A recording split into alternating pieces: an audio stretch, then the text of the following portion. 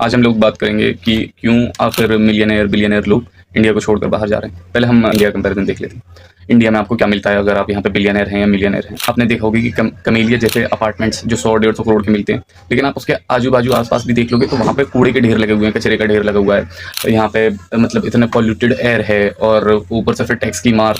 क्योंकि जैसे कि अश्नीर ग्रोवर ने भी एक अपने रिसेंट पॉडकास्ट में मैंने देखा था, उसमें उन्होंने कहा कि आप मतलब 6 महीना तो सिर्फ यहाँ पे गवर्नमेंट के लिए काम करते हैं। तरीके से ऐसा टैक्स सरकार ने लगा रखा है कि जिससे कमर टूट टूट जाती है। तो यहाँ पे मिडिल क्लास और लोअर मिडिल क्लास का तो बहुत बुरा हाल है। मैं पब्लिकली रिव्यूज़ लेने जाता हूँ एक कंपनी के लिए, तो वहाँ मैं देखता हूँ कि मतलब पढ़ने वाले लोगों के लिए भी कितना बुरा हाल है। एक कंपनी है जिसके लिए मैं काम करता हूँ, Momentor.in।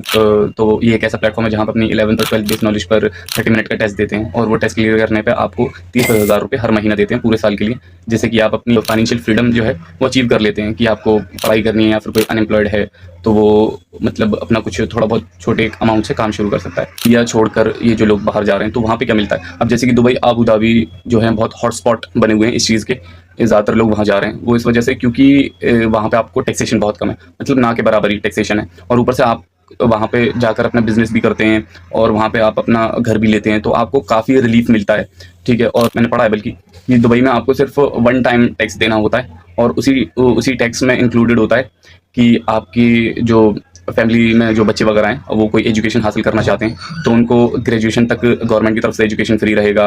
और कोई हेल्थ केयर फैसिलिटीज़ आप लेना चाहते हैं वो भी world class health care facilities उसी टैक्स में वो इंक्लूड हो जाती है, फ्री हो जाता है।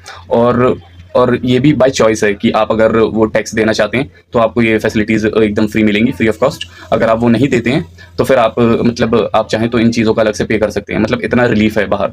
तो ऐसे कई सारे रीज़न हैं, जैसे कि अभी विराट कोहली चले गए, लंदन रह रहे हैं वो, ठीक है। और अभी सुनने में आ रहा है कि रोहित शर्मा भी बाहर जाने का सोच रहे हैं, लंदन वगैरह शिफ्ट होने का सोच रहे हैं। और ऐसे कई बॉलीवुड स्टार्स भी हैं, जैसे कि संजय दत्त।